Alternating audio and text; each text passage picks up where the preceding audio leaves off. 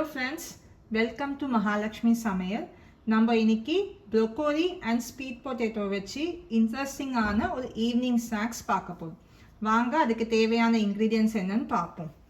Sweet potato, broccoli, 2 colour capsicum எடுத்துருக்கேன், corn, onion, carrot, பன்னீர், cheese, மைதா மாவு, bread crumbs, water, தேவையான மசாலாஸ் and oil. வாங்க cutlet பண்ணது எப்படின்னு பார்ப்போம்.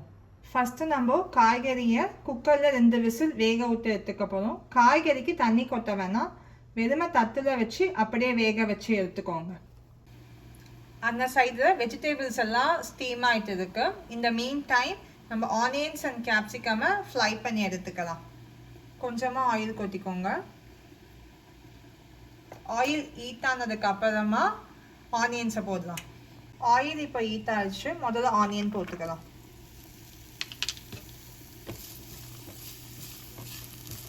ஆனியன் லைட்டாக டிரான்ஸ்பரண்ட் ஆகிற அளவுக்கு ஃப்ரை பண்ணி எடுத்துக்கலாம். இப்போ ஆனியன் நல்லா ஃப்ரை ஆயிடுச்சு, நல்லா கலர் மாறினது தெரியுது பாருங்க. நெக்ஸ்ட் நம்ம yellow capsicum and red capsicum போட்டுக்க போகிறோம். சப்போஸ் உங்ககிட்ட கலர் கேப்சிகம் இல்லாட்டி நீங்கள் வெறும் க்ரீன் கேப்சிகம் மட்டும் போட்டுக்கலாம். கேப்சிகம் சும்மா ஒரு 2 மினிட்ஸ் ஃப்ரை ஆனால் போதும். ஒரு 2 மினிட்ஸ் ஆனியன் அண்ட் கேப்சிகமை சாட்டே பண்ணி எடுத்து வச்சுக்கலாம்.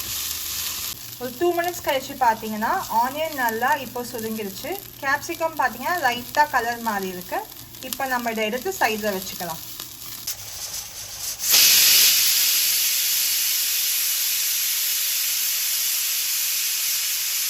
இப்போ காய் நல்லா வெந்தாச்சு. ஃபஸ்ட் இதை நம்ம ஸ்மாஷ் பண்ணிக்கலாம். இப்போ நல்லா ஸ்மாஷ் பண்ணோடனே நம்ம சாட்டே பண்ணி வச்சிருக்கிற ஆனியன் அண்ட் கேப்சிகம் சேர்த்து ஒரு ஸ்மாஷ் கொடுத்துக்கோங்க. முதல்ல தேவையான ஒரு உப்பு போட்டுக்கோங்க.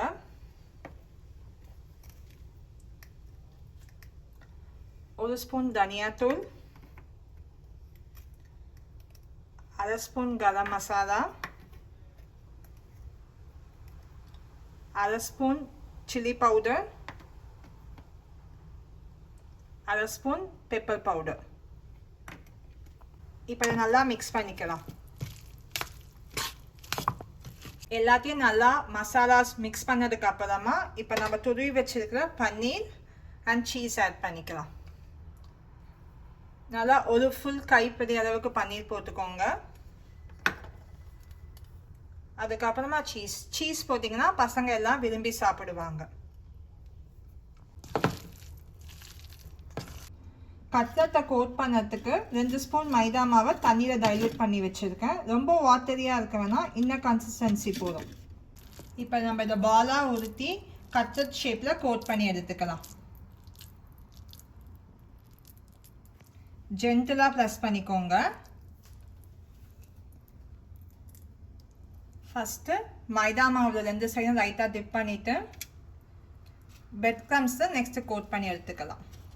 இதை நம்ம ஆயிலில் ஃப்ரை பண்ண போதில் 2 சைடும் தவாவில் போட்டுனா டோஸ்ட் பண்ணி எடுக்க போதும். இப்போ 4 கட்லட் பண்ணி வச்சுருக்கோம். இதே வெஜிடபிள்ஸை பிரெட்டில் ஸ்டஃப் பண்ணி பிரெட் ரோலாக பண்ணதும் நான் உங்களுக்கு காமிக்கிறேன். ஃபஸ்ட்டு இப்போ பிரெட்டை கொஞ்சம் ஃப்ளாட் ஆக்கிக்கலாம். பிரெட்டை ஃப்ளாட் ஆனதுக்கப்புறமா வெஜிடபிள்ஸை இந்த மாதிரி நீட்டாக இதுக்கு பால் பண்ணிக்கோங்க. லைட்டாக ப்ரெஸ் பண்ணி விட்டுட்டு கொஞ்சம் டைட்டாக ரோல் பண்ணுங்க. இந்த கார்னர்ஸை ஒட்டுறதுக்கு நம்ம கரைச்சி வச்ச மைதா மாவு இருக்கு இல்லையா, அதே கொஞ்சம் திக்காக பேஸ்ட் பண்ணி நம்ம ஸ்டிக் பண்ணிக்கலாம் கார்னரில். இப்போ நம்ம கட்லட்டும் பிரெட் ரோலும் ரெடி ஆயிடுச்சு. ஃபஸ்ட்டு பேனை ஹீட் பண்ணோன்னே பேனில் லைட்டாக நான் ஆலிவ் ஆயில் கொட்டிக்கிறேன். உங்களுக்கு வேணும்னா பட்டர் இல்லை கீ யூஸ் பண்ணிக்கலாம். ஒரு 2 மினிட்ஸ் ஆயில் ஹீட் ஆனோடனே ஸ்லோவாக கட்லட்டை 2 சைடும் நல்லா ஷாலோ ஃப்ரை பண்ணி எடுத்துக்கோங்க.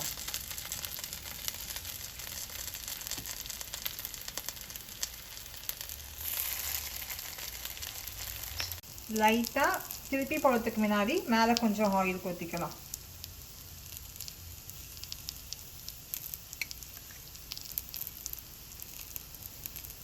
இப்போ பார்த்தீங்கன்னா 2 சைடும் நல்லா ப்ரௌன் ஆயிடுச்சு. நம்ம வெளில எடுத்துடலாம். இப்போ ஒரு சிம்பிளான healthy and quick snacks ready ஆயிடுச்சு. இதை வந்து டொமேட்டோ கச்சப் அண்ட் எனக்கு வந்து தந்தூரி வெஜ் மயனீஸ் ரொம்ப பிடிக்கும். ஸோ அதோட சர்வ் பண்ண போகிறேன். நெக்ஸ்ட் எபிசோடில் வீட்டிலே எப்படி ஹெல்த்தியான வெஜ் மயனீஸ் பண்ணுறதுங்கிறத பார்க்கலாம். நீங்களும் உங்கள் வீட்டில் இதை சமைச்சு பார்த்துட்டு எப்படி இருந்துச்சுன்னு கமெண்ட் செக்ஷனில் சொல்லுங்கள். நன்றி, வணக்கம்.